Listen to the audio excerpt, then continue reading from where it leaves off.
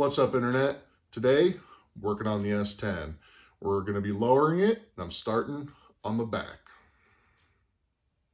So, to lower this truck, step one, garage snack.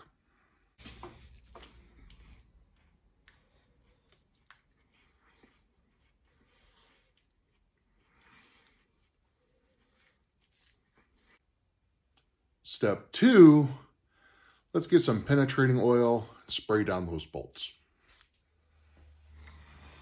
Just come over here and grab the good old PB blaster. Big thing is, if I get here, you're gonna want to hit the in bolts and the U bolts right there, which I actually sprayed a little bit ago. So here's the kit that I'm going to use to lower the S10. Like I said, we're starting with the rear, but I bought all the components together. So for the front, I'm using a drop spindle. I decided to go with this. A lot of mixed reviews about springs on the front, how much drop they give you, how they ride. This will just be a lot stronger. I can use off-the-shelf shocks on the front. It was a 4-cylinder truck, so it's got softer springs up front with the LS in it. It's not really that much heavier because of the aluminum heads, and I took out a bunch of other AC stuff. For the rear, oh shit, I'm going with a set of lowering springs. Not as strong as I thought it was. So the reason I'm going with lowering springs in the rear is I feel it's going to be the best overall ride for the springs. I did not want to use a lowering block because if I get on it, a lot of times the lowering blocks can create axle wrap. So I just thought it'd be better to use a spring. I bought this whole kit from Speedway Motors. They seem to have the best quality versus price compared to other places. I'm not sponsored by them. Sure would like if I was. I like them because here in Colorado, they're up in Nebraska, so shipping is really, really quick for me. So let's get started. Alrighty, before we actually do everything, let's do a quick measurement, see where we're going to be at. It's up on ramps. We'll measure here. We're about 20 or 30 and a half. So 30 and a half is our measurement from the bottom of the tire to the fender lip. We'll see how it goes. These are supposed to be 3-inch drop springs. It says it right on there. Let's see. Yeah. 3-inch drop spring. And it fucks all the way. 3-inch drop springs, again, from Speedway Motors. So let's start tearing stuff apart. All right. So we are underneath the truck. You can see that side is done. We'll start working on this side. So you have to remove the shock bolt because that's part of the retainer plate right there. You got 4 bolts there. They're all 21 millimeter. And you got your shackle hanger bolt. You don't have to take out the top one. You can just take out the bottom one that retains the spring. That's also a 21 millimeter. And then you have your front hanger bolt right there. And guess what? That one's also 21 millimeter. So this is one of those times where impact tools and air tools come in handy. Now, if you don't know what this is a Mack Thunder gun, and he is my friend. And he will make short work out of these suspension bolts real quick, fast, and in a hurry.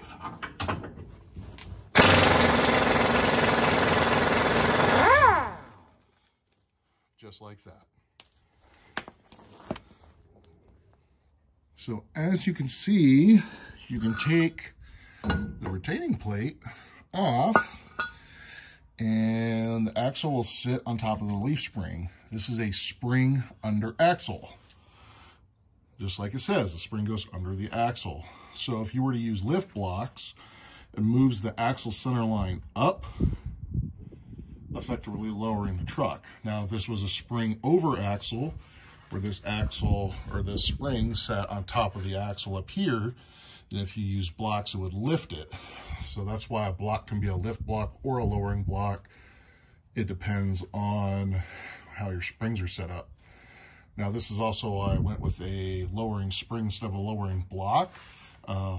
Since the blocks go between the spring and the pad on the axle, it actually creates a leverage point.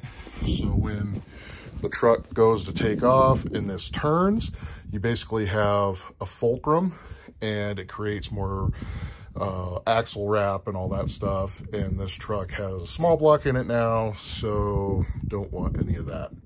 So I'll keep taking this axle or spring off. I don't know why I said axle. Axle, spring, axle. Rusty bolts suck. Time to get cutting.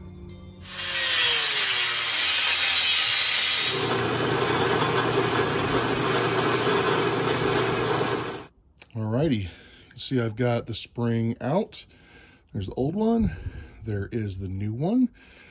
I did have to cut that stupid bolt out because it was seized in the bushing, but I got it out, got the hanger. Hanger was dirty, so I just kind of wire wheeled it and put some rust preventative stuff on there. Springs are real similar, but you can see the secondary spring on the stock one is a bit longer, as well as the third spring is longer, and the individual leaves look a little bit thinner than this, so that'll give us that drop. Now, there is a front and a back. They're not marked. This one, where the sticker is the back, because if you flip it around,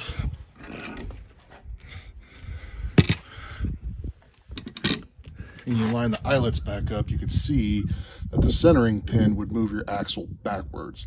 So if you needed to move your axle back, you could, but that's a pretty big difference there. So I'm just going to put it in how it was. So for me, the sticker that's on there, at least on this side, is that, but that's why you want to match up the springs front and back before you put them in. So let me get that started. All right, just like any project, things won't go right. I had to cut one of the bolts out because it was seized into the bushing. And of course, it's a newer Chevy, it's a 2000, so new for me. So of course, it's a 14 millimeter by 120 millimeter coarse thread, so 2.0 pitch, you know, like that.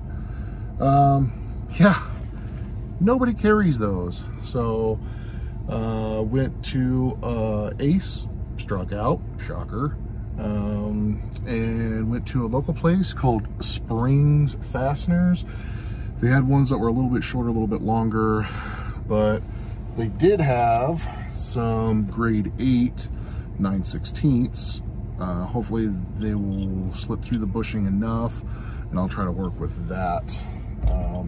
So if you're in Colorado Springs and you're looking for a good place for fasteners, it's Springs Fasteners, 3333 North El Paso Street, Suite C. So let's get back to the garage and get the springs back on.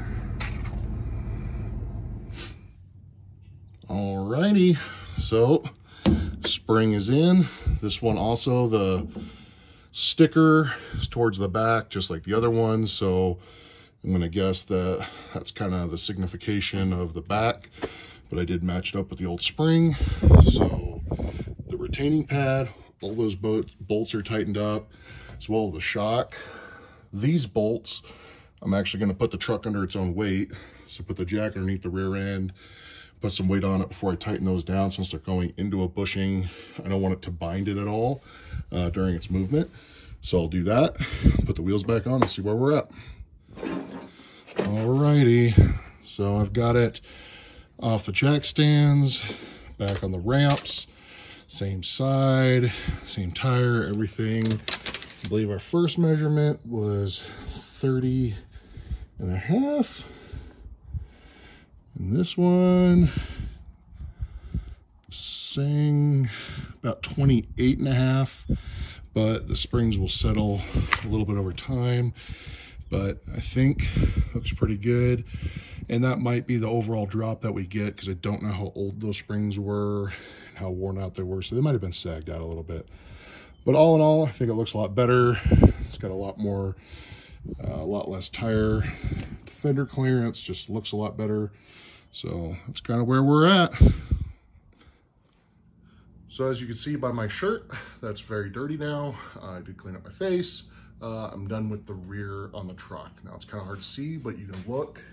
The truck does have a noticeable rake to it now down, since I haven't done the lowering kit on the front. Just of the springs, and I'll do a part 2 where I'll do the drop spindles on the front. Now, springs took me a little bit longer. I had one bolt that was seized in a bushing, had to cut it out, then had to get a new bolt. Couldn't find it, went everywhere. Springs fasteners hooked me up. So got that in and kind of cleaned up some of the other stuff. That was supposed to be the easy part. So hopefully the drop spindles go a little bit better. But I'll get that going.